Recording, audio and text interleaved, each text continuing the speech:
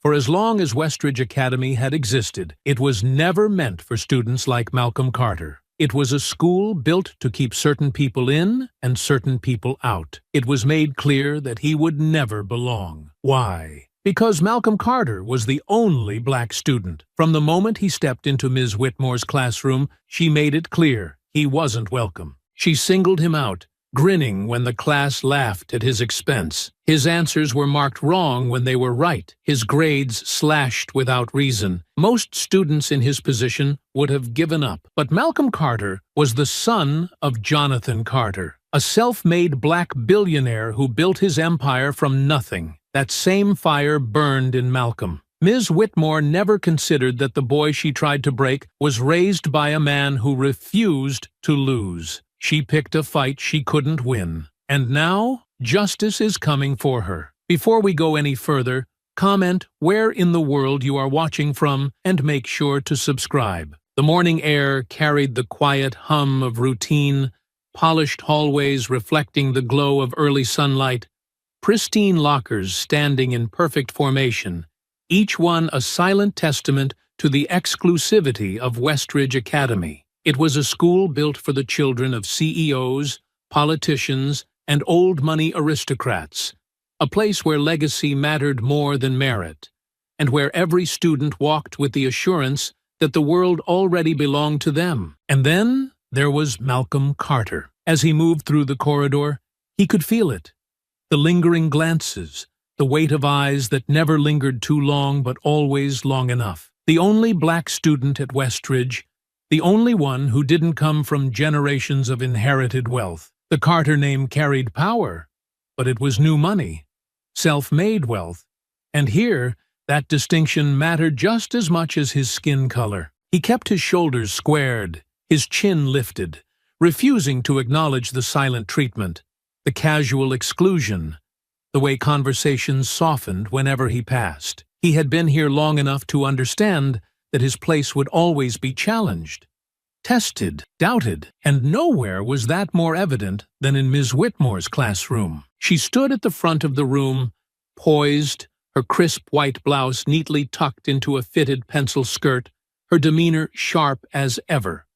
An educator who prided herself on standards, tradition, and the so-called integrity of Westridge. Her gaze flicked across the classroom with measured precision, as though mentally sorting students into categories: the brilliant, the mediocre, and those who, in her opinion, did not belong. Malcolm knew exactly which category she had placed him in. He took his seat, the second row from the front, already sensing what was coming. This was a routine, a pattern, a game she played. The lesson would begin, and at some point, her eyes would land on him, sharp and expectant, her voice cutting through the room like a blade, singling him out with the precision of a predator, toying with its prey. She moved toward the board, her heels clicking against the polished floor, and with a flick of her wrist, she scrawled out a complex equation in clean, deliberate strokes. Since we are preparing for next week's assessment,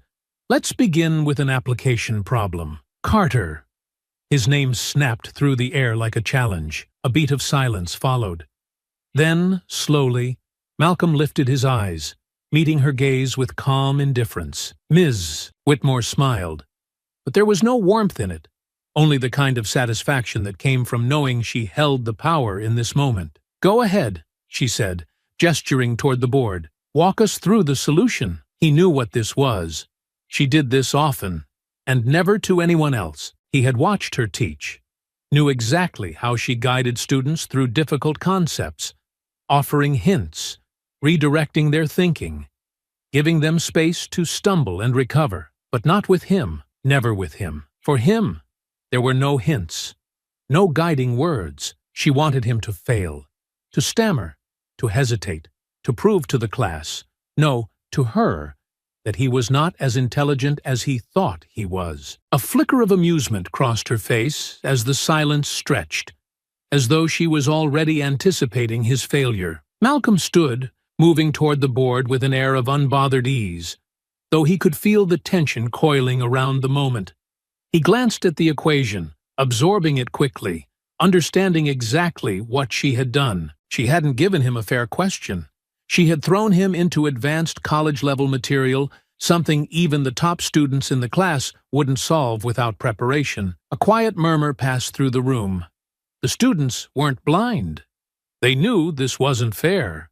But fairness had never mattered here. Ms. Whitmore folded her arms, watching, waiting. Malcolm inhaled slowly, then picked up the marker. He could hear his father's voice in the back of his mind, calm and unshaken. Outthink them, outwork them. Let your excellence speak for itself. The problem was difficult, but it wasn't impossible. His mind worked through the steps, methodical and sure, reducing the variables, restructuring the function, moving through the calculations with deliberate precision. The room was silent. Ms. Whitmore's expression began to shift. Malcolm reached the final step, underlined his answer, then set the marker down with controlled ease.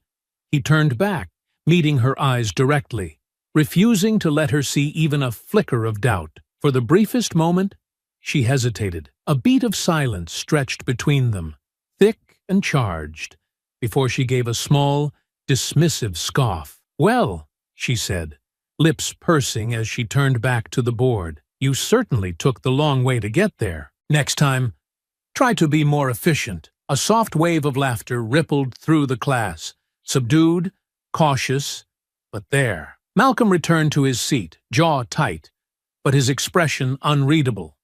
He had solved it, proven himself, yet she had still found a way to diminish it. The game was clear, and so was his next move. The days blurred into one another, the rhythm of Westridge Academy moving forward in its pristine, carefully curated routine.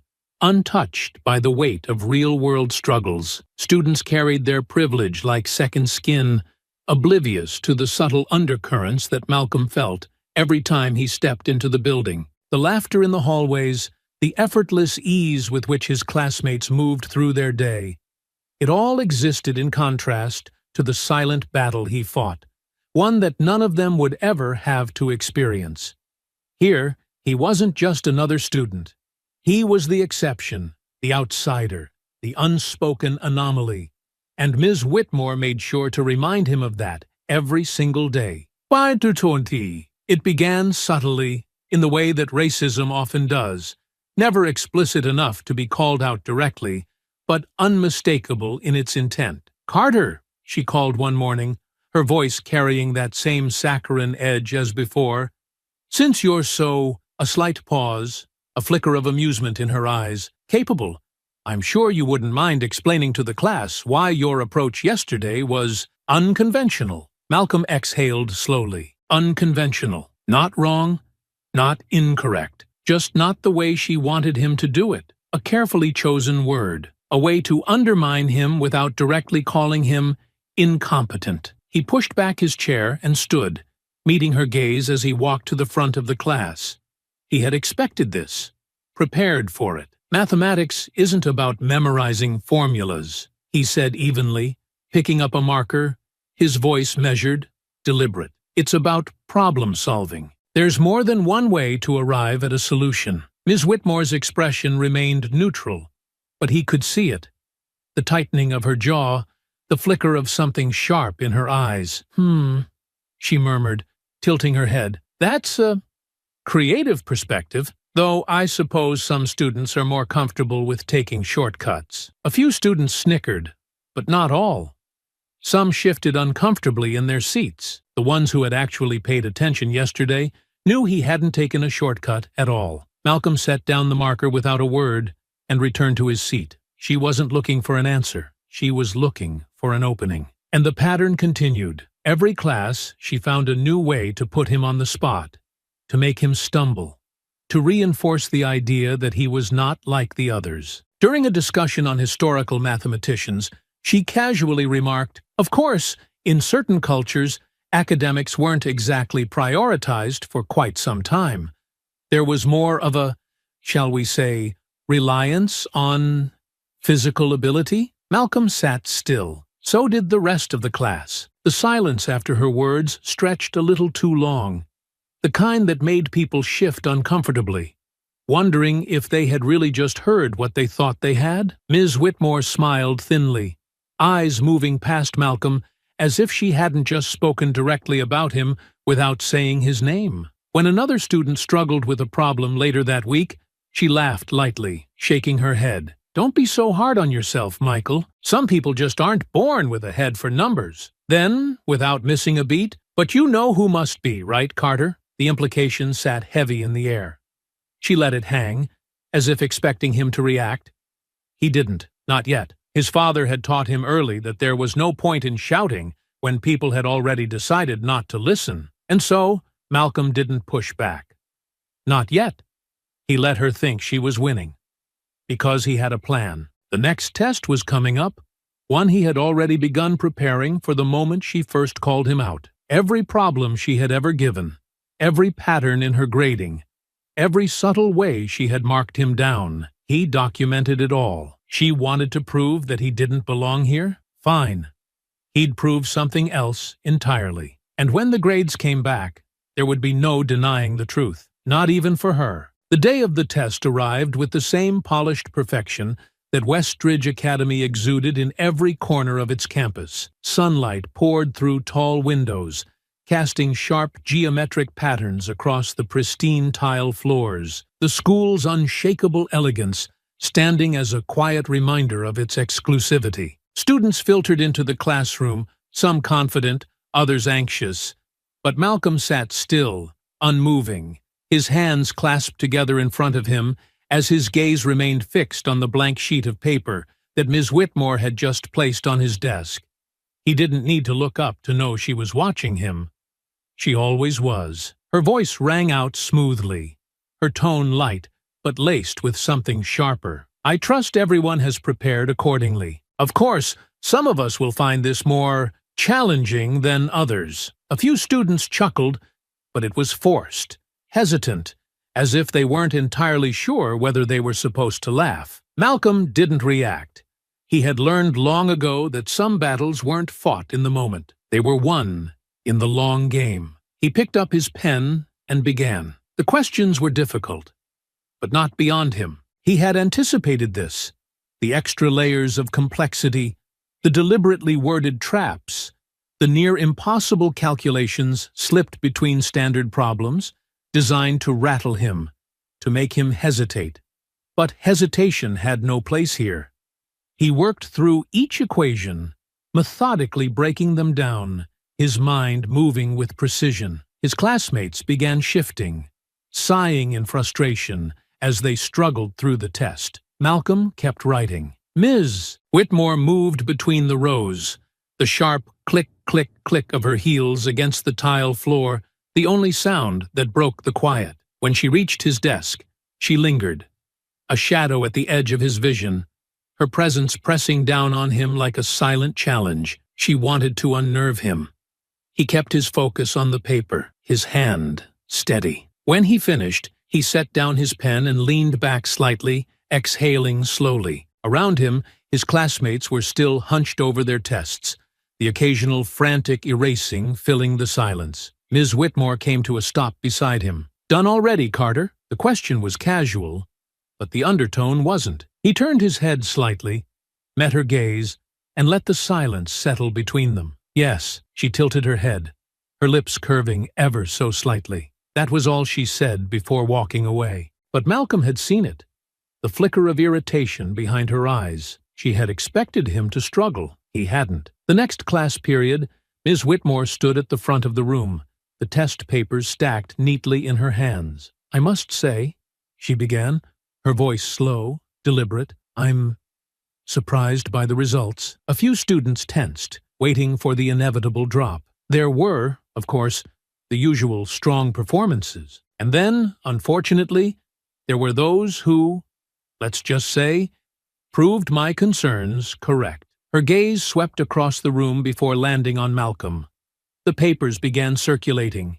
Students murmured, flipping through their tests, some sighing in relief, others groaning in disappointment. Then, Malcolm's paper landed on his desk. He stared at it. 64%. For a moment, he didn't move. He just looked at the number.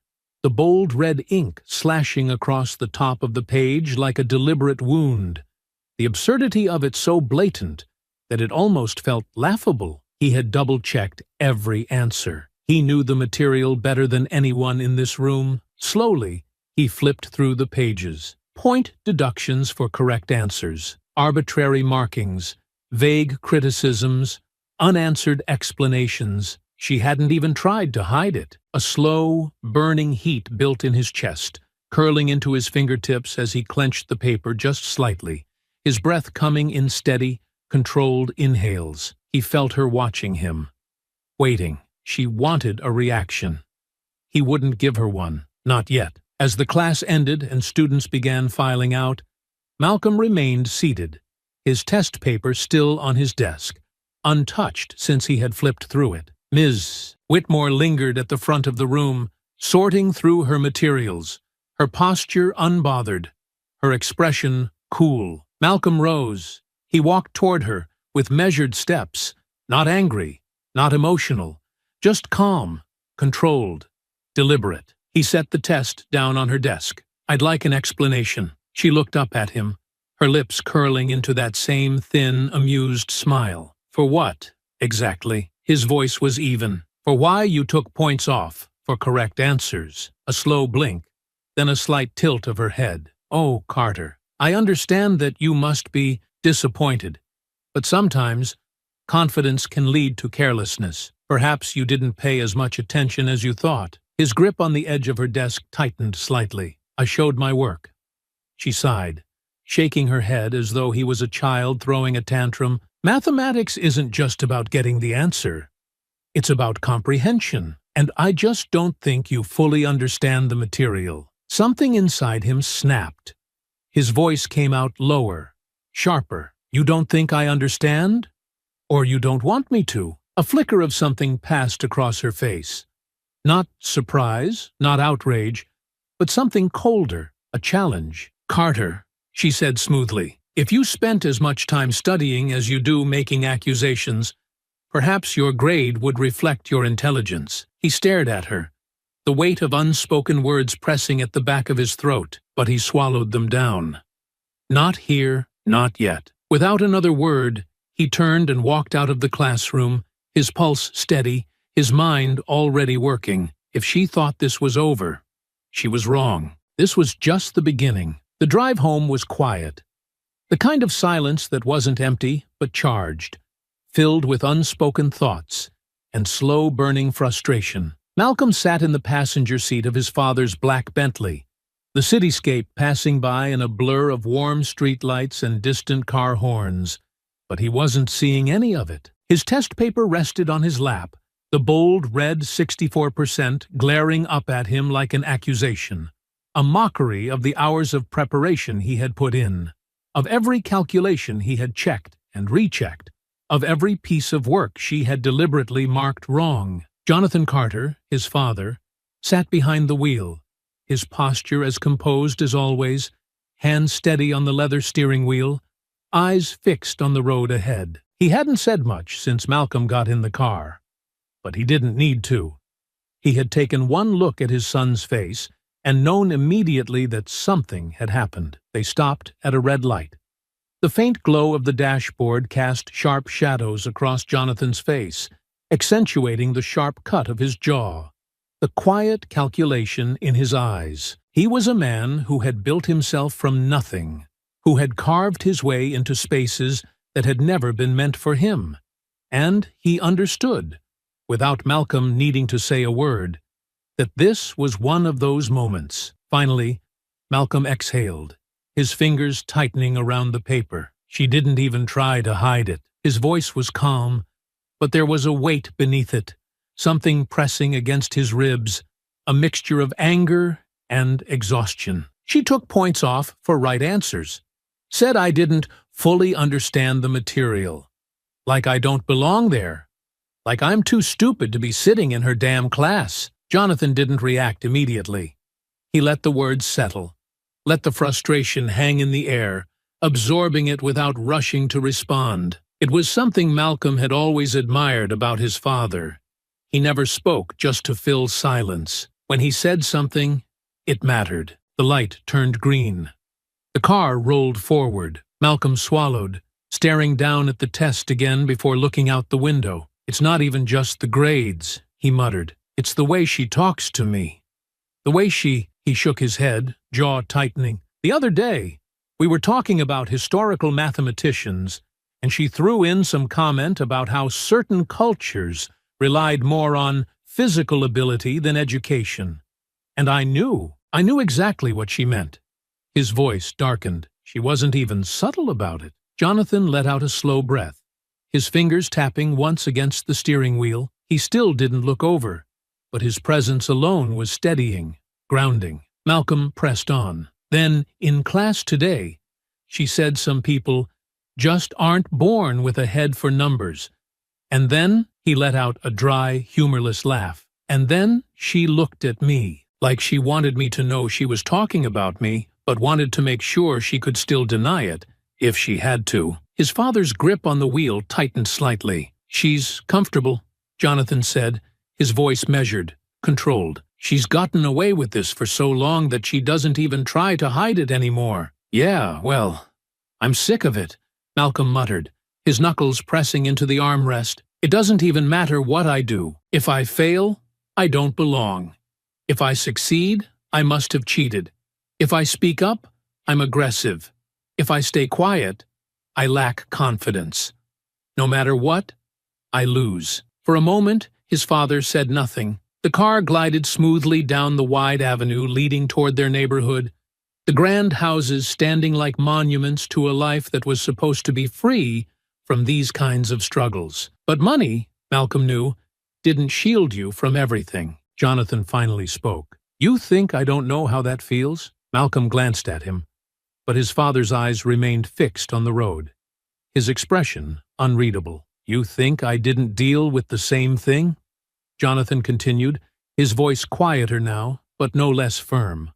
"The looks, the doubt, the little jabs disguised as observations." He scoffed, shaking his head slightly. "I used to have business meetings where I'd walk into the room and they'd assume I was someone's assistant. I'd sit at the table and they'd talk over me like I wasn't even there. Then, when I finally spoke, they'd act surprised, like intelligence was unexpected from me." Malcolm sat back, his grip on the paper loosening slightly. His father exhaled, running a hand over his jaw. "I know what you're feeling, son, and I know it's frustrating. I know it makes you want to put your fist through a wall, but let me tell you something." He turned slightly then, just enough for Malcolm to see the sharpness in his eyes, the quiet, undeniable force in his words. "The worst thing you can do is give them the reaction they're looking for. That's what they want. They want to push you until you crack, until you snap, so they can turn around and say, 'See, I was right about him.'" Malcolm looked away, his throat tight. "So what am I supposed to do? Just take it?" Jonathan's lips pressed together for a moment. Then his voice softened, only slightly. "No, you make it impossible for them to ignore you." He paused, then added, "You let your work speak so loudly that they can't twist the narrative. You let them throw everything they have at you, and then you stand up, wipe yourself off, and do it again, better." Malcolm exhaled slowly. "I'm already doing that, I know," his father said, his voice steady.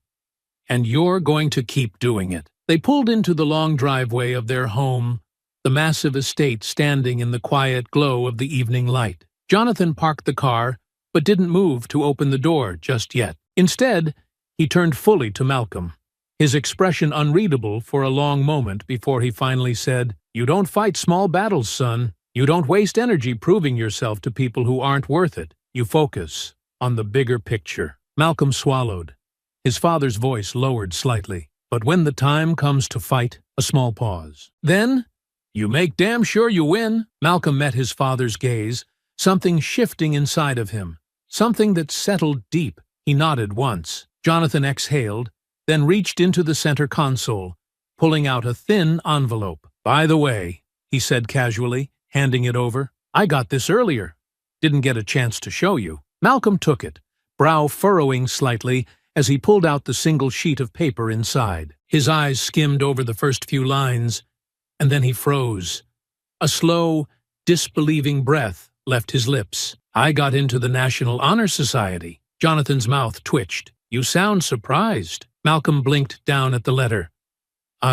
He huffed out a laugh, shaking his head. After everything today, I wasn't expecting this." His father smiled slightly, a knowing look in his eyes. "It doesn't matter what she says, son. The people who matter, they see you." Malcolm stared at the letter a moment longer, then folded it carefully, slipping it back into the envelope. He met his father's gaze, nodded once, and stepped out of the car. Tomorrow, Ms. Whitmore would try again. He was sure of it.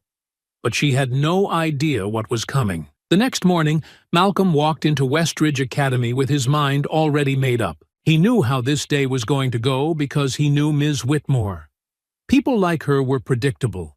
She had already tried to cut him down, and he hadn't flinched. That meant today she would strike harder, sharper, more direct.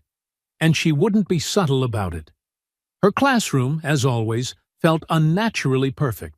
The desks aligned in precise rows, the air crisp and still, every inch of the space carefully curated, just like the student body. A place where people like him were meant to be exceptions, not the standard. He took his seat without hesitation, calm but bracing for impact. She arrived exactly on time, stepping inside with her usual practiced elegance, her leather-bound planner tucked under one arm, a slight smirk already curling at the edges of her lips. Malcolm could feel it.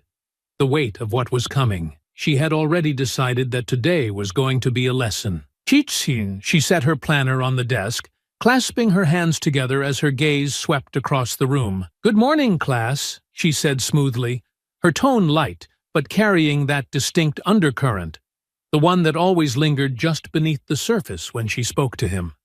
She turned toward the board, picking up a marker. "Since last week's test results were enlightening, I thought we'd start today with a little review." The marker cap clicked off, a sharp stroke across the whiteboard, then another. A long, intricate equation, deliberately complex, one designed to make him hesitate, to make him falter under the weight of expectation. She turned back, gaze locking onto him with the precision of a well-placed dagger. Carter. The way she said it wasn't just a name. It was a challenge. A few quiet snickers rose from the back of the room. Malcolm exhaled slowly and stood, already knowing how this would play out. Ms. Whitmore stepped aside, gesturing to the problem she had just written. "Since you were so confident in your approach last time," she said, her tone light, but her eyes sharp, "let's see if you can handle this one." Malcolm picked up the marker and examined the equation. It was difficult, but not impossible. He had prepared for this. He started solving it, moving through each step with precise calculation, each stroke of the marker deliberate, controlled. The room was silent, except for the soft scratch of the marker against the board. Then, "Well," Ms. Whitmore mused behind him, "I suppose it's unfair to expect too much. After all, certain groups aren't exactly known for excelling in mathematics." The air shifted. A few students laughed outright. Malcolm froze. His grip on the marker tightened slightly, but he forced himself to stay still. He let the words settle, let them burn in the space they occupied. She had said it. Finally, she had said it, not an implication, not a vague, deniable jab. Something direct, something undeniable. And the worst part? She wasn't even looking at him. She was still watching the board, her expression unreadable, as though what she had just said wasn't worth any particular emphasis, as though it was just a fact. Another chuckle from the back of the room. A boy muttered under his breath, "Yeah, isn't that why they're always better at?" He stopped himself, but the smirk on his face lingered. Ms. Whitmore did nothing, didn't correct him, didn't redirect the conversation, didn't even glance in his direction. She let it sit there, unchallenged. And that, more than anything, confirmed what Malcolm had already known. This wasn't just about him. This was about power. It was about making sure he knew that no matter how hard he worked, no matter how smart he was, no matter how many times he proved himself, there would always be someone standing in front of him, blocking the door, a door he had already earned the right to walk through. A quiet breath left his lips. He continued solving the problem, moving through each step with deliberate precision. Another student shifted uncomfortably. Not everyone in the room was entertained by this game. Not everyone was laughing. Finally, Malcolm reached the last step. He boxed the final answer, then slowly placed the marker down. He turned, meeting her gaze. And then he spoke. "Ms. Whitmore," he said, his voice steady, controlled. "I have a question." She blinked, tilting her head slightly, her smile thin and expectant. "Yes?" Malcolm folded his arms. "What exactly did you mean by that comment?" A flicker of something passed across her face. Not surprise, not outrage, but something colder. "Excuse me?" she asked, her voice still light, as though he was being ridiculous, as though she hadn't just implied that his entire race was inherently inferior at the very subject she was supposed to be teaching. "You said certain groups aren't known for excelling in math." His voice didn't waver. "Which groups exactly?" The room stilled. Some students turned, shifting in their seats, eyes darting between Malcolm and Ms. Whitmore, watching. She let out a soft, amused chuckle, shaking her head slightly as if he was the one making something out of nothing. "Oh, Malcolm," she sighed, folding her arms. "I think you're reading too much into things. I was simply referring to historical trends. Statistically speaking, when we look at test scores—" Malcolm cut her off. "Are you saying black people aren't good at math?" A few students inhaled sharply. Her face froze for just a second. Then she smiled again, though it was thinner now, her eyes sharper. "Now, Carter," she said, her voice carefully measured, "I understand that you have strong feelings about this subject, but sometimes personal emotions can cloud our ability to be objective." A few murmurs rippled through the class. Some of the students who had laughed earlier weren't laughing anymore. Malcolm didn't blink. "I'm just asking a direct question," she exhaled sharply, shaking her head, her patience clearly thinning. "This is exactly what I meant about distractions. Perhaps if you focused more on the material and less on playing victim." A few students outright gasped. Malcolm stared at her, his hands clenching into fists under his desk. She had pushed as far as she could. She had finally said it, and now it wasn't just between them anymore. This time, everyone in the room had seen it for what it was, and Malcolm wasn't going to let her get away with it. Ms. Whitmore stood at the front of the class, rigid, calculating. The smoothness of her usual composure cracked just slightly around the edges. She hadn't expected him to push back. She had expected him to swallow the insult like he was supposed to let it pass unchallenged, to let her have the final word, but he hadn't. And now, for the first time, the balance had shifted. A muscle twitched in her jaw, but her expression smoothed just as quickly, replaced with that same false amusement, the one she always wore when she wanted to pretend that he was simply being irrational. "Well," she said lightly, flipping through a stack of papers on her desk as if nothing had happened, "I think that's enough distractions for one morning. Let's move on." The class hesitated. There was a beat of silence, an uncertainty that hadn't been there before. Then, one by one, the students slowly turned their attention back to their notes, some awkwardly shifting in their seats, others avoiding Malcolm's gaze entirely. And just like that, the moment passed, but not for Malcolm, not for her. Ms. Whitmore didn't look at him again for the rest of the class, but Malcolm knew this wasn't over. The bell rang, sharp and final, signaling the end of the lesson. Malcolm had barely stood up when he heard her voice. "Carter, a word." His jaw clenched. Ms. Whitmore didn't wait for a response. She turned, walking briskly toward the door, her heels clicking against the polished floor with deliberate intensity, the expectation clear. He was to follow. The class hesitated again, a few students glancing at Malcolm before quickly looking away. They knew. Everyone knew. He grabbed his bag and followed, stepping into the hallway just as the last few students filtered out of the classroom. The moment the door shut behind them, she turned on him. Her voice dropped, the sharpness that had been carefully restrained in class now cutting through her words with unmistakable anger. "Who do you think you are?" Malcolm didn't flinch. He had seen this coming. But even though he had expected it, prepared for it, there was something about the way she was looking at him now. Cold, unfiltered rage barely disguised beneath the thin veneer of control that made his blood run hot. His hands clenched into fists at his sides. He exhaled slowly, forcing himself to keep his breathing even. "You don't get to speak to me like that in front of my class," she continued, stepping closer, her voice low but sharp. "I will not be disrespected by someone like you." Malcolm felt that, felt the weight of those last few words, the way she had packed everything she meant into them. "Someone like you." He could feel the heat creeping into his chest, the slow, burning frustration that had been simmering beneath the surface for weeks now, months even, building with every insult, every unfair grade. Every time she had treated him like he was less, he inhaled, exhaled. "So now it's disrespect?" His voice was quiet, steady, but there was a razor edge to it. "But when you disrespected me in front of everyone, that was fine?" She let out a sharp, humorless laugh, shaking her head. "Oh, please, don't act like some victim. You have an attitude problem, Carter.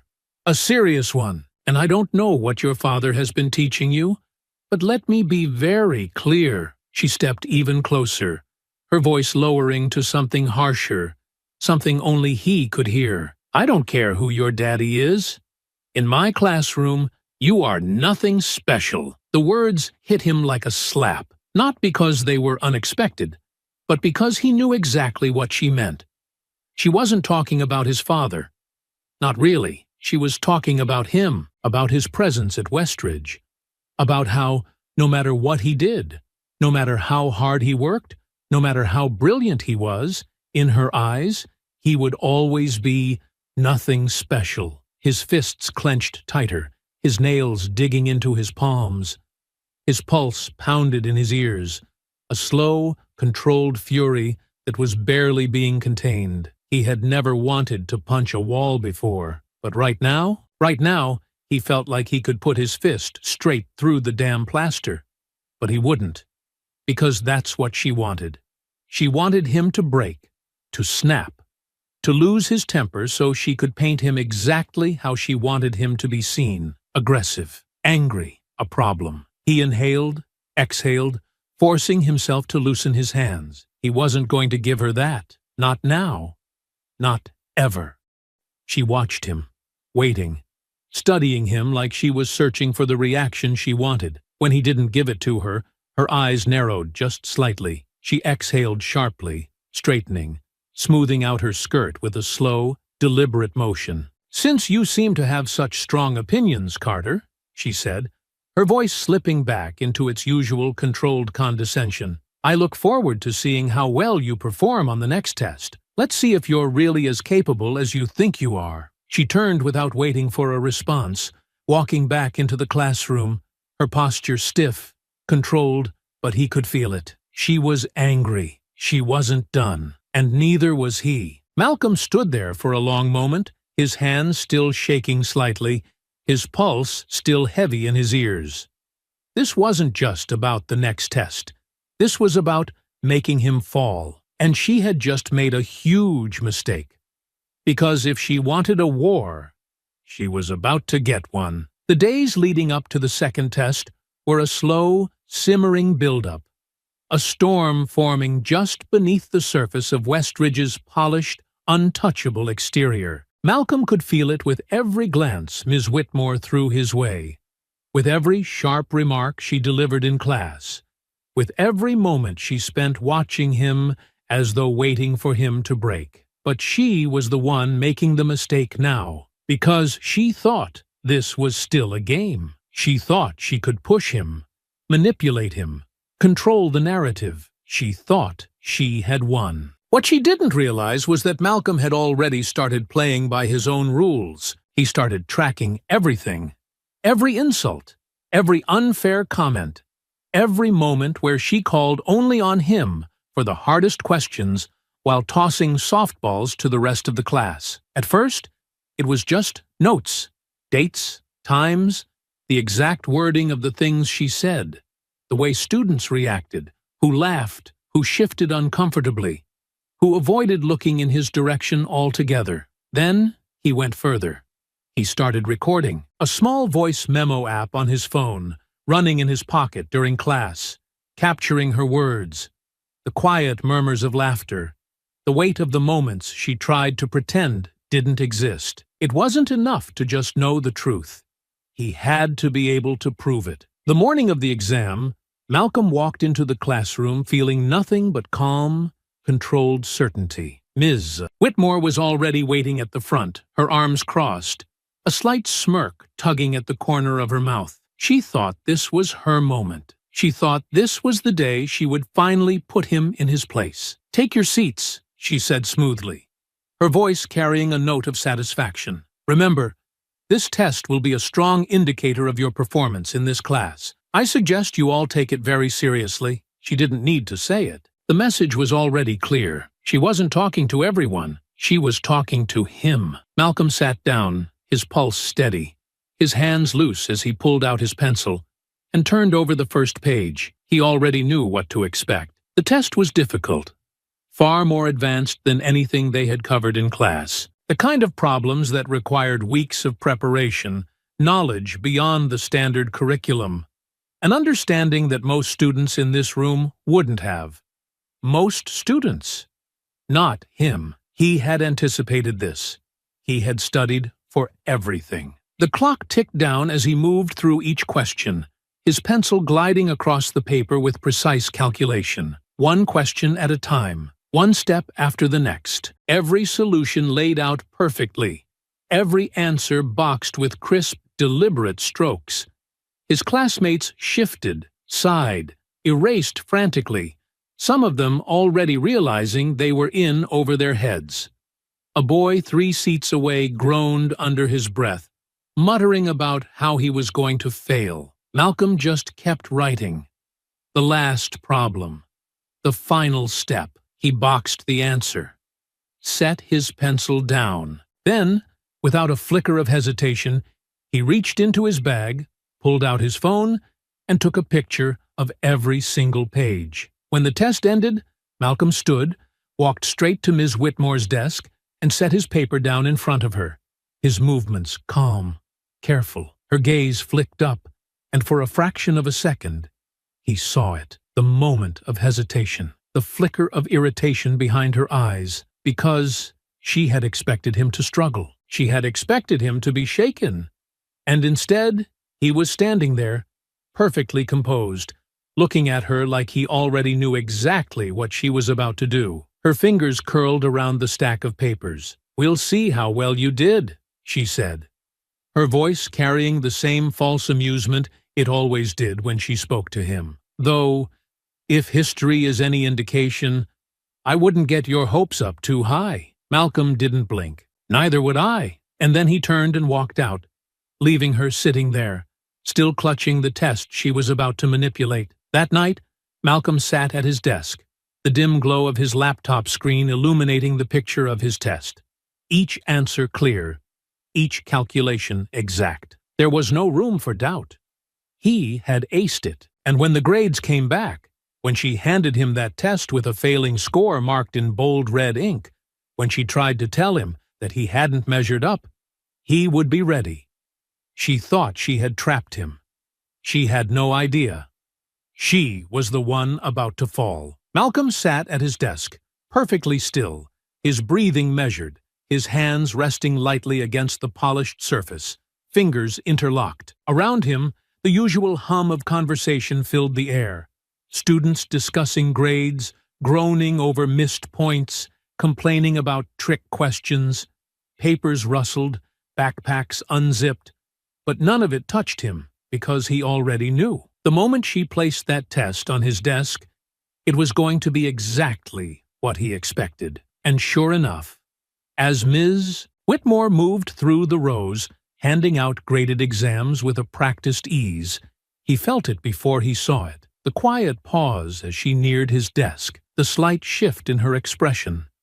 That same thin, amused smile she always wore when she thought she had won. And then, the paper landed in front of him. Malcolm didn't look at her. He didn't need to. 52%, a failing grade. For a long, measured moment, he simply stared at it. A carefully timed breath in, a slow, controlled exhale out. Then, without hesitation, he pulled the exact copy of his test from his bag, laying it flat beside the one she had graded. Ms. Whitmore had already turned back toward the front, moving on as if the matter had been settled, as if he had already been dealt with. But Malcolm wasn't letting this slide. Not this time. He stood. The students around him quieted slightly, sensing something. "Ms. Whitmore," Malcolm said, his voice calm, deliberate. She stopped, turned, and smiled. "Something wrong, Carter?" A few students glanced up from their papers, the quiet shifting of bodies filling the silence. Malcolm lifted his graded test in one hand, then, with the other, held up his own copy. "This is my test," he said, his voice even. "My actual test. Before you graded it." A hush settled over the class. "Manses." Whitmore's gaze flicked to the paper in his hand, but she didn't react immediately. Instead, she let out a soft, incredulous laugh, shaking her head slightly, as though he were a child who had just done something ridiculous. "And?" she said lightly. "And I'd like an explanation," Malcolm replied, keeping his tone measured, controlled. "Because I went through this carefully, line by line. I already knew I got every answer right before I even turned it in, but somehow you marked over half of them wrong." Ms. Whitmore's smile barely faltered, but her eyes sharpened. A few students sat up straighter, their gazes flicking between Malcolm and the front of the class. One of them, Elliot Sinclair, frowned slightly, leaning closer. "Wait, seriously?" Malcolm didn't break eye contact. "Ms." Whitmore let out a quiet sigh, shaking her head with practiced exasperation. "Carter, if you put half as much effort into your coursework as you do into making excuses, you might actually perform better in this class." A small chuckle from the back of the room. Malcolm's jaw tightened slightly, but he didn't rise to it. Instead, he stepped forward. "I'm not making excuses. I'm asking you to explain how I got every single question right." He held up his copy, flipping through the pages as he spoke. "But somehow, according to you, I failed." The laughter died down. Now, people were paying attention. Ms. Whitmore's smile thinned. "Sit down, Carter," she said, the sharpness beneath her words barely restrained. "I'd rather stay standing," Malcolm replied smoothly. Her jaw tensed. "There is no room for negotiation here. If you have a concern about your grade, you may address it after class in private, but you will not disrupt my lesson." Malcolm let out a slow, humorless breath. "Because that was the game. Keep it quiet. Keep it under control. Make sure no one else hears the truth. Not today. See? That's the problem," he said, tapping a finger against his test. "Every time I call out something unfair, you want it to be in private. But when you humiliate me, when you undermine me in front of everyone, that's fine, right?" The room was silent now. The unease spread across the faces of some students. Even the ones who had laughed earlier weren't laughing anymore. Ms. Whitmore's expression finally shifted. She wasn't smiling now. Instead, she inhaled slowly, then stepped toward him. "Bring your test to my desk," she said, her voice quieter, but harder. "We'll go through it right now." Malcolm stared at her. He could see it, the calculation in her eyes. She needed to regain control. If she could manipulate the conversation, direct it back into her hands, she could spin this however she wanted. Malcolm knew better, but he also knew that he had to play this carefully. So he nodded, and followed her to the front of the room. The moment he set his test down, she barely glanced at it before tossing it aside.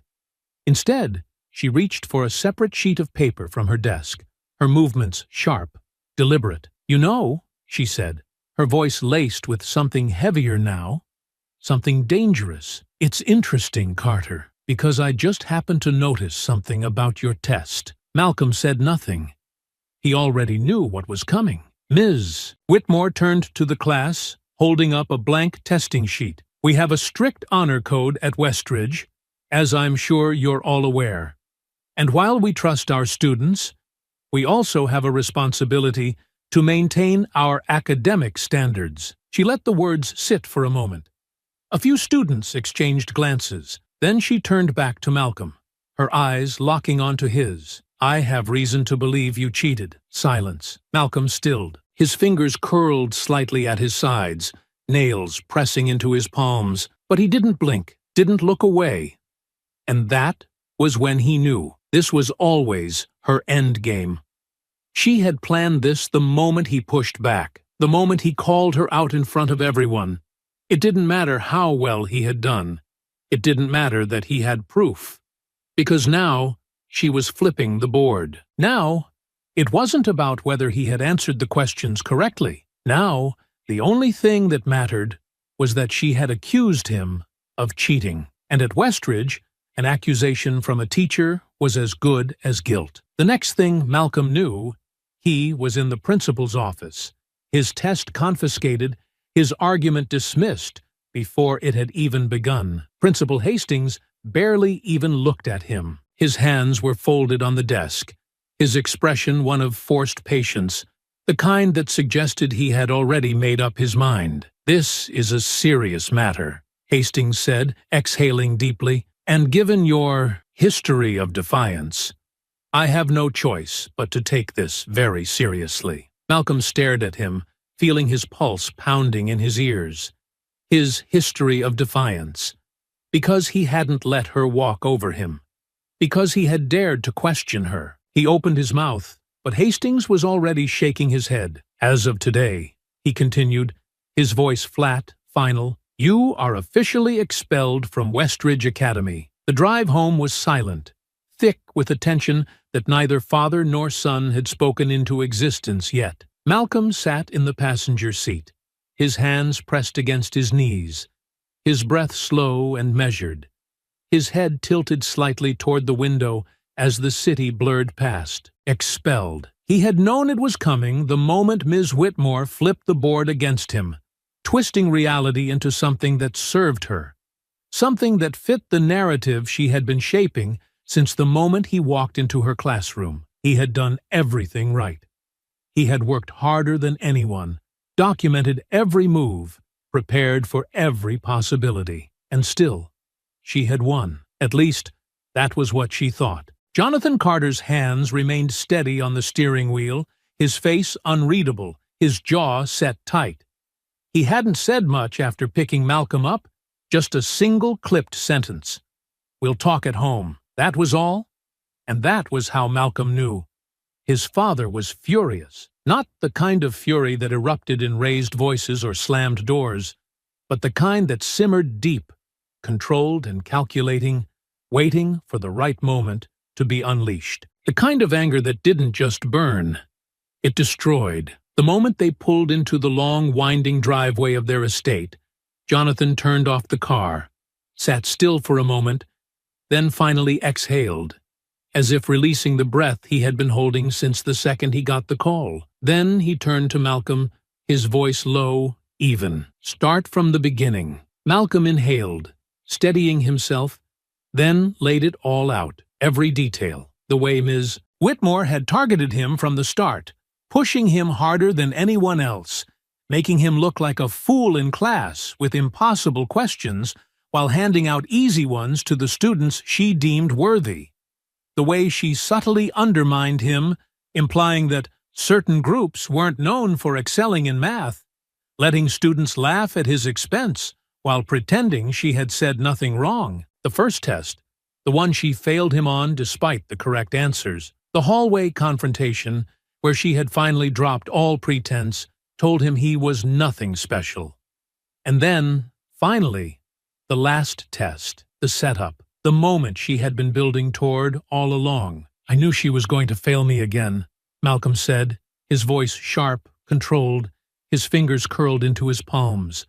So I made a copy before turning it in. I had the proof. Every answer, every calculation, everything. I showed it to the class. I called her out. He exhaled sharply. And that's when she flipped it on me. Said I cheated. She never even looked at the proof. Jonathan sat back against the leather seat, his fingers pressing together in thought. His expression didn't change.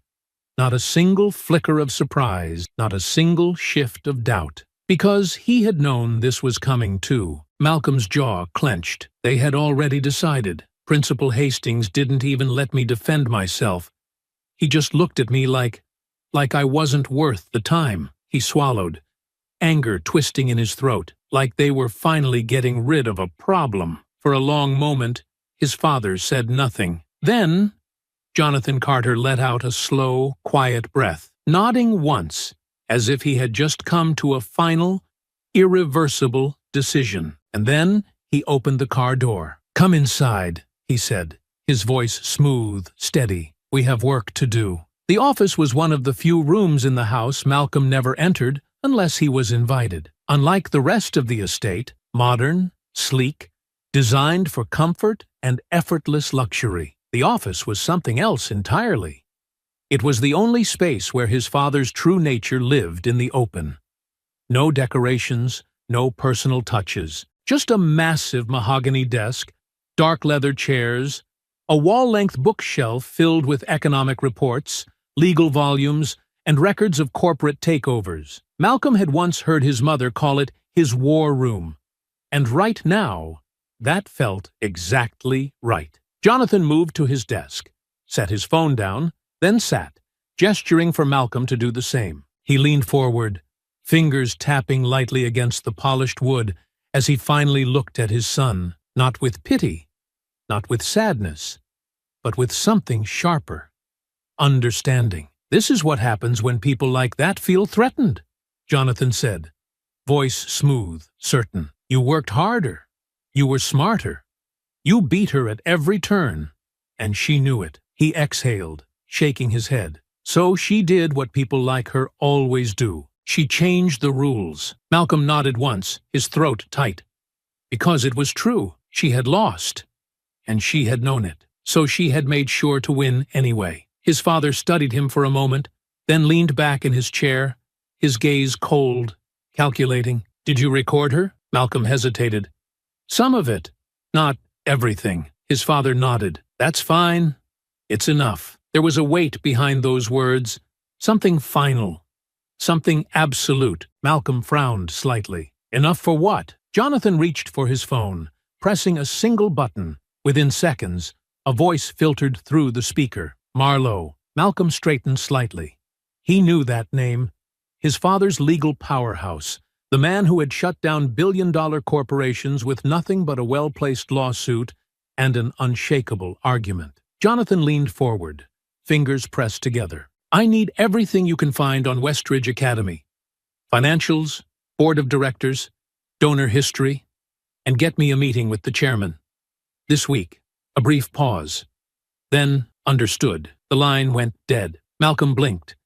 His father sat back, exhaling slowly, his lips curling into something that wasn't quite a smile. "Ms. Whitmore made a mistake," Jonathan murmured, shaking his head. "She thinks she won." He met Malcolm's gaze, and for the first time that day, Malcolm saw it. The shift, the certainty, the beginning of something irreversible. She has no idea what's about to happen. The following days unfolded with a quiet, deliberate intensity, the kind that settled deep beneath the surface, unseen by those who weren't paying attention. Mrs. Whitmore still walked the halls of Westridge with the same self-assured confidence, still stood at the front of her classroom with that knowing smirk, still spoke in the same patronizing tone, as if she had already closed the chapter on Malcolm Carter and erased him from existence. She had won. At least, that was what she believed. But Malcolm, he knew better. He could feel it. The shift. It wasn't loud. It wasn't immediate. It was methodical, precise, a slow but unstoppable force creeping beneath the surface, gathering momentum. And at the center of it all was Jonathan Carter. By the time the board of directors received the official request for an emergency meeting, The damage had already begun. Jonathan sat in his private office, the dim glow of his laptop screen illuminating the legal reports Marlowe had compiled overnight. Financial statements, donor records, internal memos, every single crack in Westridge's foundation laid bare. And there were cracks, deep ones. The school had always projected an image of absolute power, an institution that prided itself on being untouchable. But Jonathan had been in the business long enough to know that nothing was untouchable. Westridge was struggling. Not on the surface, not in a way that the parents or students would notice, but deep in the numbers. Declining donor contributions, a dependency on legacy funding, a reliance on private investors who, if given the right push, might start reconsidering their financial commitments. Jonathan had seen this pattern before. It meant one thing: the school was vulnerable. And vulnerability, in the right hands, was a weapon. The emergency meeting was held in the school's executive boardroom, a space reserved for decisions that shaped Westridge's future. Its walls lined with oil paintings of past headmasters, men who had built their legacies on tradition, exclusivity, and wealth. Jonathan Carter walked in like he already owned the place. The board members, most of them older, all of them wealthy, all of them deeply embedded in the system that had sustained Westridge for generations, watched him with measured wariness, the kind that came from knowing exactly who he was and what he was capable of.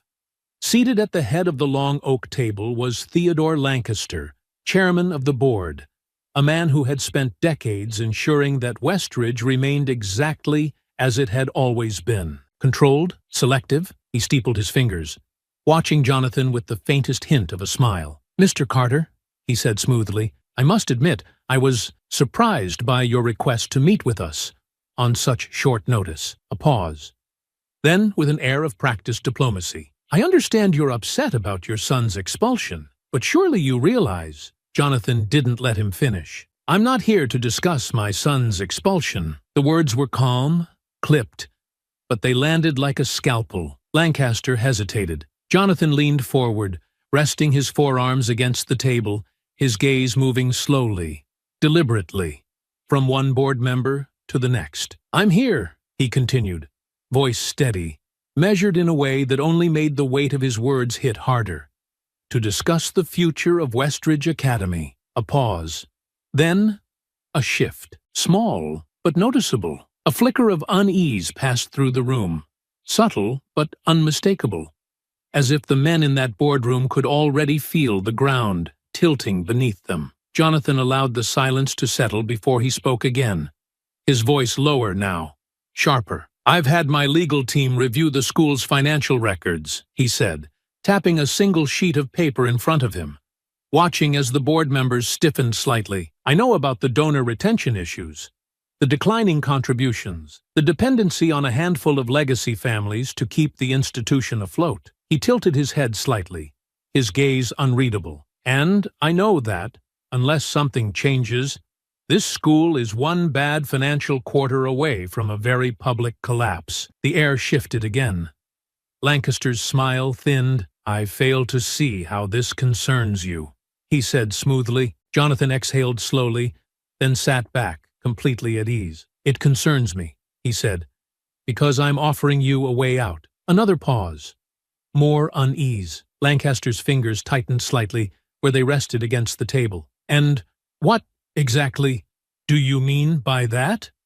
Jonathan let the moment stretch, then delivered the final blow. "I'm buying the school." The words landed like a detonation. A murmur rippled through the room, some of the board members exchanging uneasy glances, others staring at Jonathan with a mix of disbelief and suspicion. Lancaster's expression barely changed, but something in his posture shifted, tightened. "Westridge Academy," he said slowly, "is not for sale." Jonathan tilted his head slightly. "That's funny," he said, "because according to my lawyers, with the right pressure, it could be." A beat of silence. Then, before Lancaster could respond, Jonathan leaned forward, closing the distance between them, lowering his voice just slightly. "I have resources you can't match," he said, his tone smooth, absolute. I have connections to donors who could pull their funding overnight if I asked. I have the ability to expose exactly what's been happening here.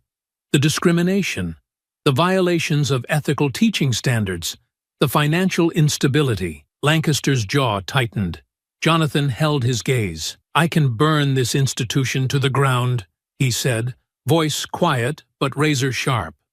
Or I can rebuild it into something better. Either way, Westridge is changing. He leaned back again, completely composed. Now, which one of those outcomes works better for you? By the time Jonathan left the boardroom, the deal was already in motion. It wasn't immediate.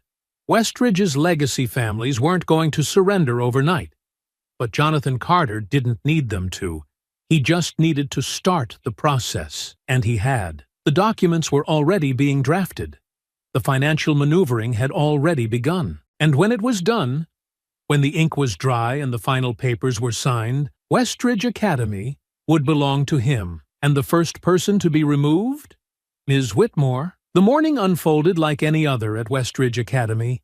The corridors filled with the quiet murmur of students moving to their classes, the faint scuff of polished shoes against marble, the rustle of freshly printed test papers being passed from hand to hand. Everything was in order.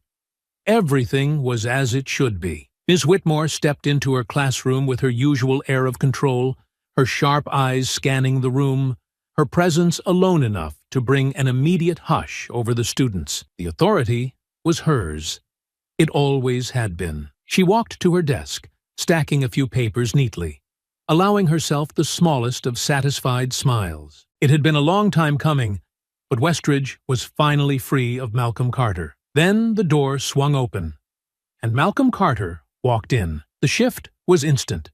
Students froze, their heads snapping toward the doorway. The quiet murmur of casual conversation was crushed beneath the weight of stunned silence. No one spoke. No one moved. Ms. Whitmore's entire body went rigid. Because he wasn't supposed to be here, Malcolm strolled in like he had never left, his bag slung carelessly over one shoulder, his uniform crisp, his steps unhurried, as if nothing had happened at all, as if she hadn't won. And the worst part? He was smiling. A slow, arrogant smirk that lit a fire beneath her skin. Her grip on the desk tightened. Carter. Malcolm stopped mid-step, lifting an eyebrow as if he had only just noticed her. Oh, he tilted his head slightly. Good morning, Ms. Whitmore. The audacity. The absolute arrogance. She straightened, her voice cutting through the room like a blade. What do you think you are doing? Malcolm blinked, feigning confusion. What does it look like?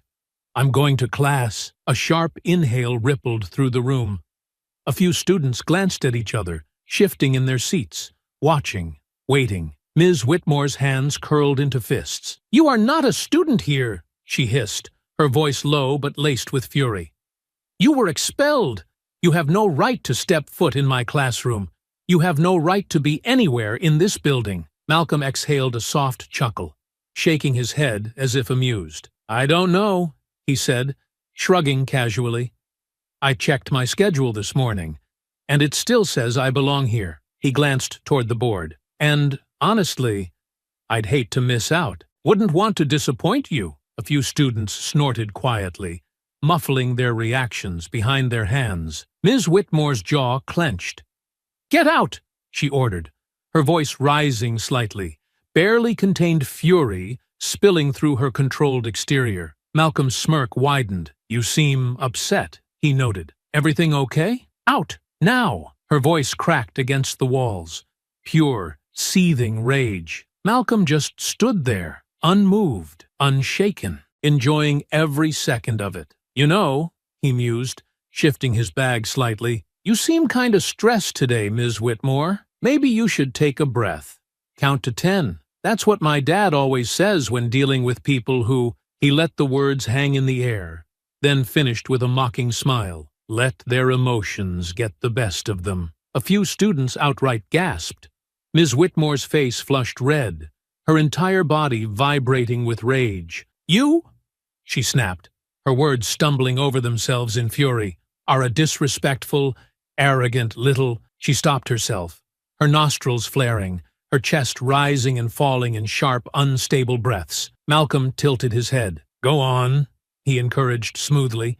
"Finish that sentence." The entire class was holding its breath. Miss Whitmore's fingers curled around the edge of her desk, her entire body rigid. She pointed a shaking finger toward the door.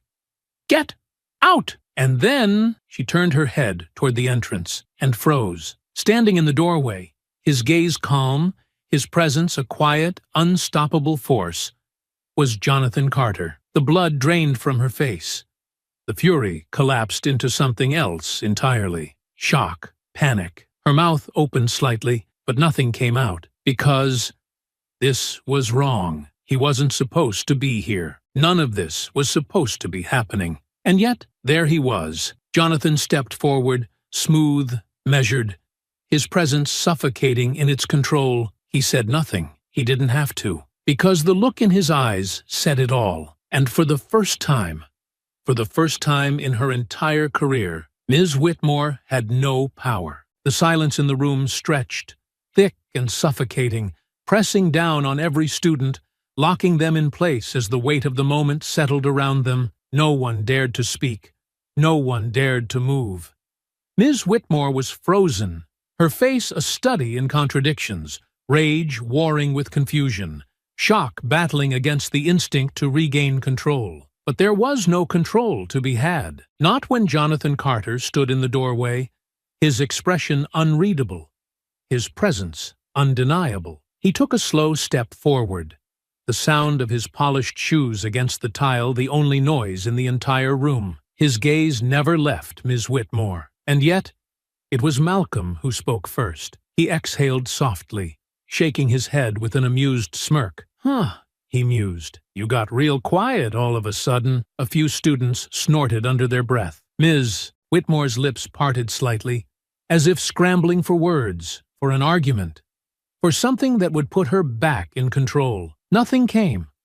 Jonathan stopped beside Malcolm, adjusting the cuff of his sleeve with a slow, deliberate motion before lifting his eyes to her once again. "Ms. Whitmore," he said, his voice smooth, measured in a way that carried an undeniable authority. "I believe my son asked you a question." A flicker of pure, unfiltered rage passed through her eyes.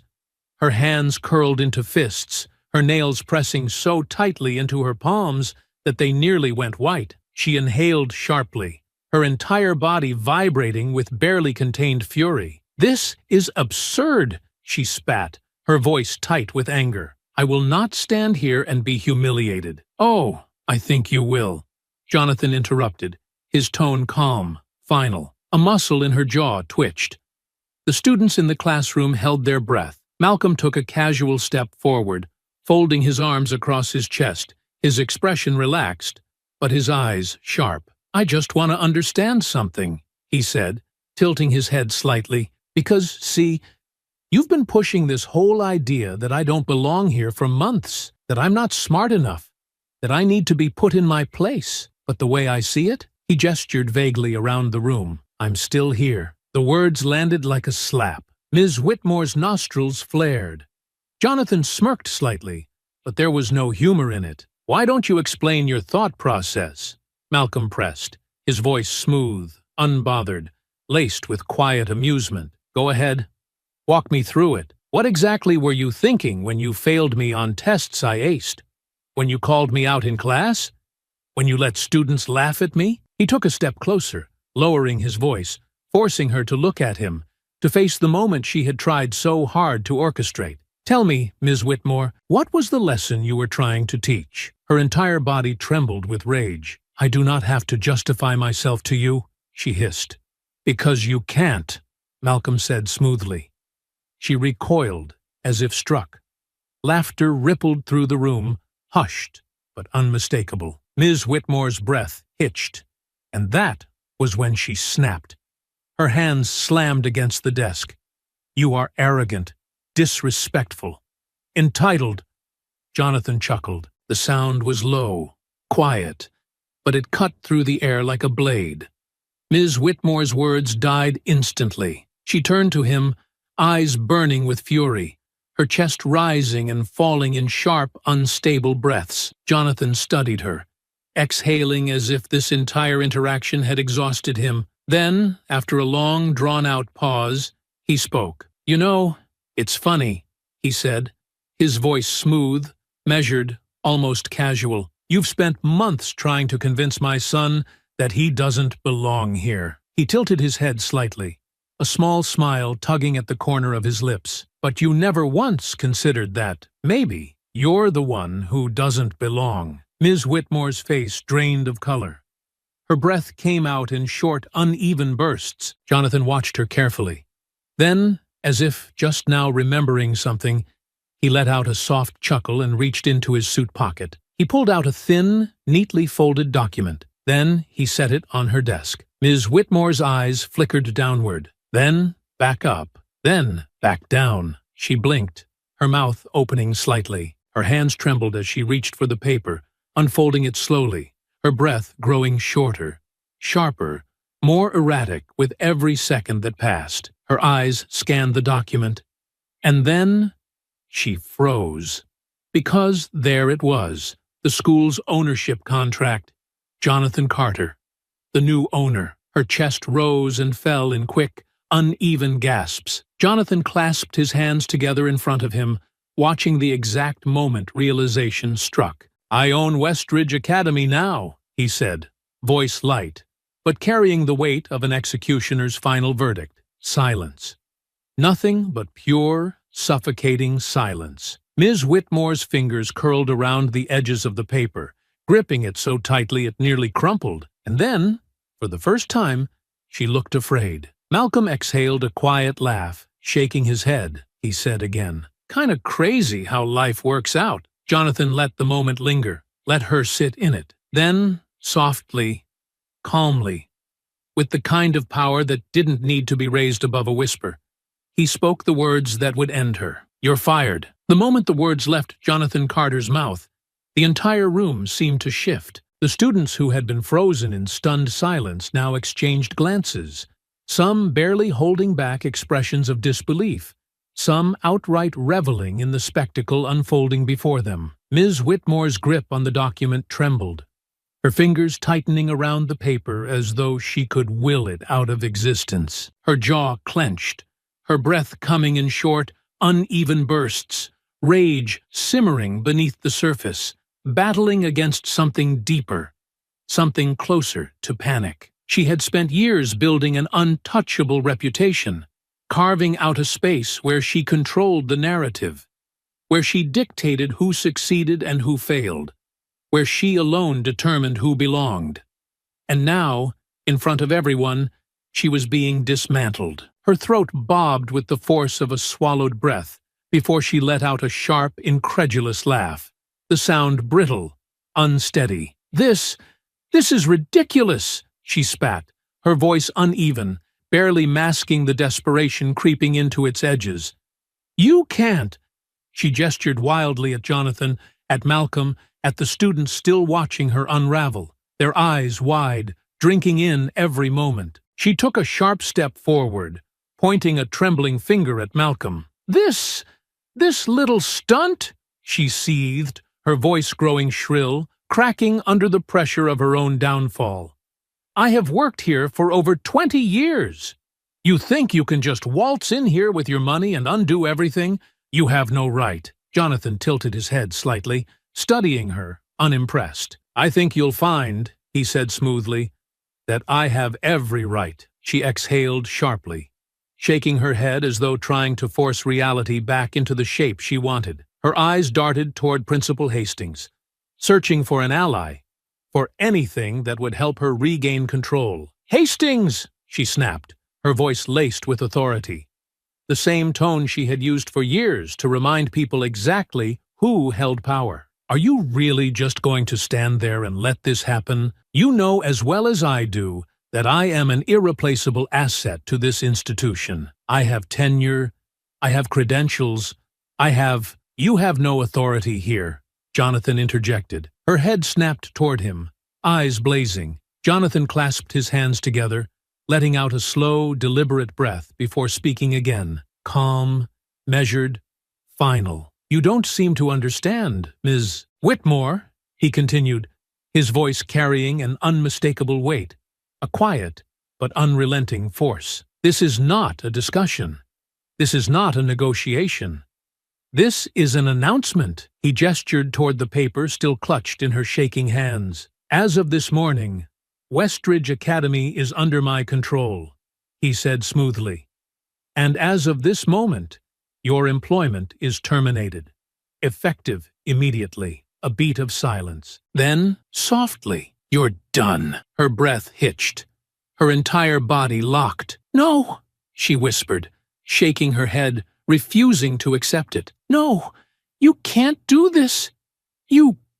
This isn't how things work. You don't." She took another unsteady breath, her chest rising and falling too quickly. "You don't." She took another unsteady breath, her chest rising and falling too quickly. "You can't just walk into this school and dismantle its foundation over a child's bruised ego." Malcolm chuckled, shaking his head. "That's funny," he said, "because that's exactly what's happening." A murmur of suppressed laughter rippled through the room. Ms. Whitmore's face twisted in rage.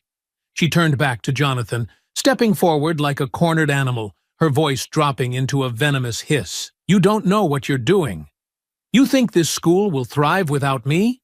You think you can turn this place into some diversity experiment, and it will hold the same prestige?" Jonathan exhaled, shaking his head slightly, his expression one of mild disappointment.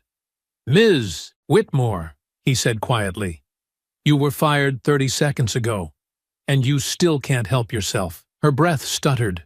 The students who had been silent before now exchanged wide-eyed glances. Even the ones who had sided with her, the ones who had laughed at Malcolm's expense, couldn't ignore the way she had just destroyed whatever final thread of plausible deniability she had left. Jonathan nodded slightly, as though that was all he needed. Then, without looking away from her, he lifted a hand toward the doorway. "Gentlemen," and just like that, security stepped inside. Two men in black suits, calm, professional, but unmistakably firm. Ms. Whitmore's entire body locked up. Her breath came in short, sharp bursts. The room held its breath. One of the security officers stepped forward. "Ms. Whitmore," he said, his voice neutral, businesslike. "You are no longer permitted on Westridge Academy premises. Please collect your belongings and come with us." For the first time since Malcolm had walked into the room, she looked afraid. No, you can't." She stumbled backward slightly, her chair scraping against the floor. "This is my classroom. You can't just—" "You are trespassing," Jonathan reminded her, his voice still calm, still patient, but unshakably firm. "If you refuse to leave voluntarily, I'll have no problem involving law enforcement." Her breath shuddered. Her fingers twitched violently against the desk, grasping for something to hold on to, but there was nothing left. The authority she had spent decades wielding, gone. The control she had gripped so tightly, destroyed. The power she had used to break students like Malcolm, ripped away. In front of everyone. And Jonathan Carter? He hadn't even raised his voice. The security officers stepped forward. Ms. Whitmore. Her knees nearly buckled. Her breath came short, panicked. She looked at Hastings again, but he simply averted his gaze, stepping back, refusing to involve himself, her hands clenched into trembling fists. And then, with one last fury-filled glance at Malcolm, her lips curling in a final snarl, she turned. She yanked open a drawer, snatched her purse with stiff, jerking movements, and marched toward the door, her entire body trembling with rage. She didn't say another word. She didn't have to, because this was the end. She knew it. The students knew it. Malcolm knew it. And as she stormed past, her face burning with humiliation, her shoulders stiff with defiance, her steps too quick, too erratic, betraying her unraveling composure, Jonathan Carter simply stepped aside, watching her leave, his expression as steady as ever. And Malcolm? He just smiled. Ms. Whitmore was gone. The classroom where she had once ruled with quiet cruelty no longer belonged to her. Yet, even in her absence, the weight of what had just happened lingered in the air, heavy and undeniable. The students sat in stunned silence, their eyes still locked on the doorway where she had disappeared, their minds still processing the fact that for the first time in Westridge history, someone like her had lost. Jonathan Carter stood at the front of the room, adjusting his cufflinks with slow precision, his expression calm, unbothered, completely at ease in the space he now owned. The air in the room had shifted. Everything had shifted. And Malcolm? He could feel it. A shift in the balance. A turning point. The moment when the school that had once fought to push him out was now standing at the edge of something entirely new. Jonathan exhaled slowly, then turned to face the class, studying the students who had just witnessed the fall of their once untouchable teacher. "I imagine," he said smoothly, "this morning was unexpected for most of you." A few students exchanged glances, unsure whether they should nod, speak, even breathe too loudly, in the presence of the man who had just dismantled one of Westridge's most untouchable figures. Jonathan took a slow step forward, his hands clasped loosely in front of him, his voice even. "But change is never comfortable," he continued. "And make no mistake, Westridge is changing." He let the words settle. No one moved. No one spoke, because every single person in that room understood what those words meant. Jonathan looked at them carefully, his expression unreadable, his tone steady. "I want to make something very clear. This school, its reputation, its prestige, its history, was built on the idea that only certain people belonged here, that only certain students deserved the opportunities that Westridge provides." He glanced toward the door, where Ms. Whitmore had stormed out just moments before. And for too long, people like her were allowed to define who was worthy. Malcolm sat back, watching the way the words landed, watching the way some students sat up straighter, others swallowed hard, realizing for the first time that Westridge was no longer the school they had once known. Jonathan let the silence stretch before speaking again, his voice quiet but absolute. "Those days are over." Over the next few weeks, Westridge transformed. It didn't happen all at once, not in loud, sweeping announcements or sudden dramatic shifts, but in deliberate, undeniable waves. The first to go were the teachers who had operated like Whitmore, the ones whose records had already been reviewed, the ones who had fostered the same environment of exclusion, of quiet but undeniable bias. Some resigned before they could be pushed. Some fought back. None of them won. And then came the real changes. For the first time in the school's history, new scholarship programs were introduced, ones that weren't based on legacy connections, but on actual talent, actual potential. For the first time, students from all backgrounds, from neighborhoods that had never been considered Westridge material, walked through those gates with the same right to be there as anyone else. And for the first time, the students who had once believed their positions were secure simply because of their last names, simply because of the generations before them, had to recognize something that had never been true before. They had to earn their place. Walking back into Westridge as a student, not as an outsider, not as a problem to be removed, but as someone who belonged, it should have felt surreal. But it didn't, because he had always belonged. It was the school that had needed to change. And now it finally had. As Malcolm strolled through the halls, he felt the eyes on him. Some students whispered. Some looked away. Some still held on to the resentment, the belief that he hadn't just fought back. He had won in a way that meant they could never pretend things were the same. But there were others, the ones who nodded in quiet acknowledgement, the ones who had seen what had happened and realized that maybe, just maybe, Westridge had been built on the wrong foundation all along.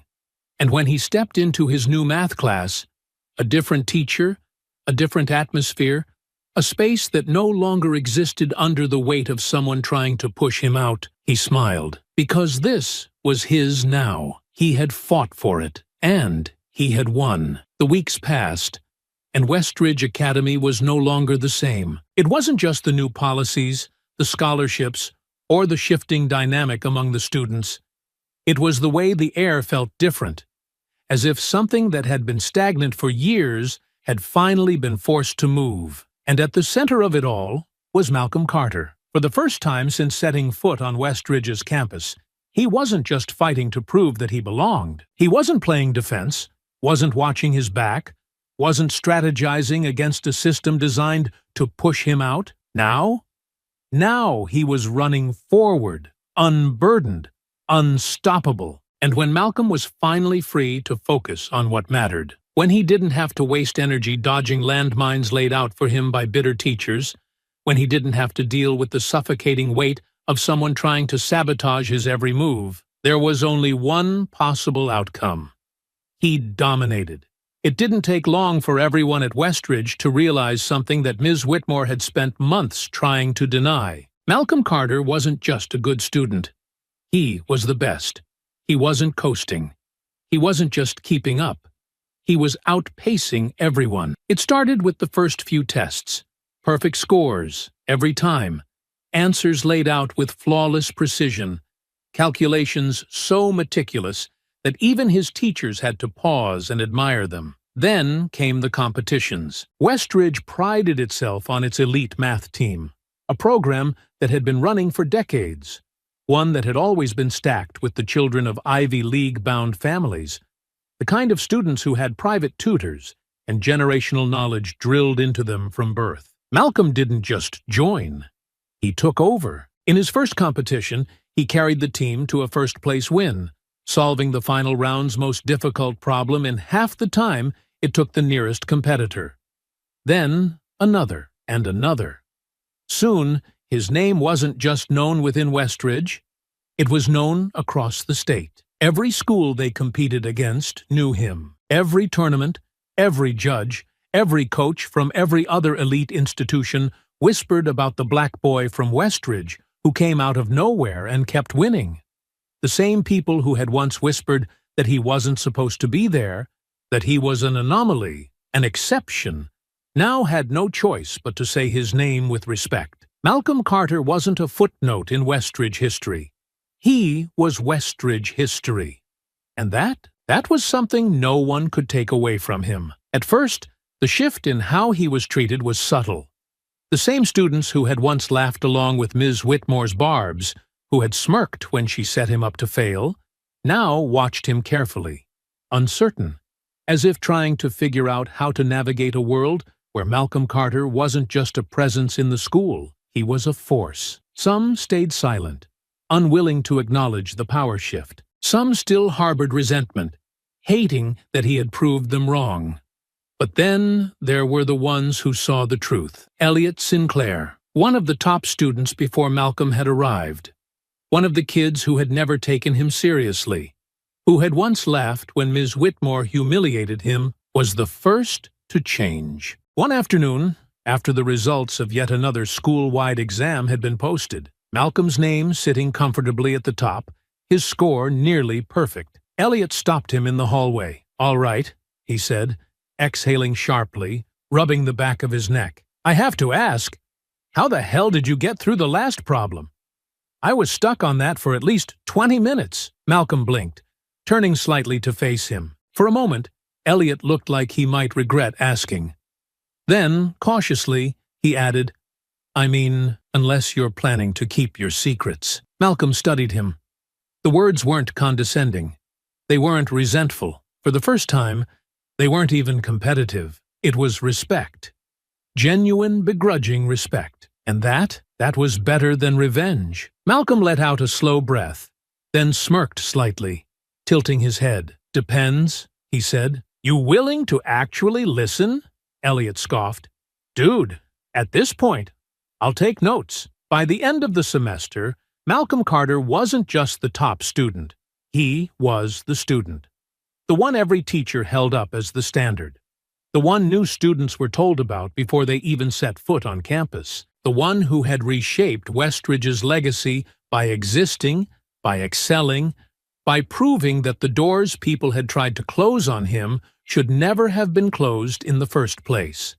And as he stood on the stage at the final awards ceremony of the year, his name called one last time, his achievements laid out before the entire school. Malcolm looked across the crowd and saw his father standing near the back, watching him. Jonathan Carter's expression was unreadable, but Malcolm knew. He knew what this moment meant. This wasn't just about him. This was about every student who would come after him, the ones who would never have to fight the battles he fought, because he had already won them. This was about the future, and it belonged to him. The ride home was different this time. There was no tension, no simmering frustration, no heavy silence filled with unsaid words. The car moved smoothly down the road, the hum of the engine low beneath the distant sounds of the city. But inside the Bentley, it was quiet in a way that felt settled. Malcolm sat in the passenger seat, his posture relaxed, his fingers drumming lightly against the leather armrest, his mind replaying the last few months like a slow reel of moments. The battles, the victories, the shifting of something larger than himself. He glanced over at his father, who drove with the same effortless control as always, one hand resting lightly against the wheel, his expression unreadable, but not closed off. Jonathan Carter had always been deliberate in his silence, never speaking to fill space, only speaking when the words truly mattered. Malcolm exhaled, staring out at the passing skyline, then finally broke the silence. You knew this was going to happen. Jonathan didn't react right away. He took a slow turn, the streetlights casting a flickering glow across the sharp lines of his face, before he finally spoke, voice low, steady. I knew it was only a matter of time. Malcolm nodded once, running a hand over his jaw. I did everything right, he murmured, and it still wasn't enough. Jonathan's fingers tapped lightly against the steering wheel, his gaze never leaving the road. That's because it was never about doing things right, son. It was about control. She wasn't trying to test your intelligence. She was testing your obedience. She wanted you to break, to fold, to accept the role she had decided for you. And when you didn't, he exhaled slowly, shaking his head. She had to find another way to push you out. Malcolm's jaw tightened. And that's just how it is? Jonathan's lips pressed together for a moment, considering. That's how it's always been. A beat of silence stretched between them. Then, Jonathan shifted slightly,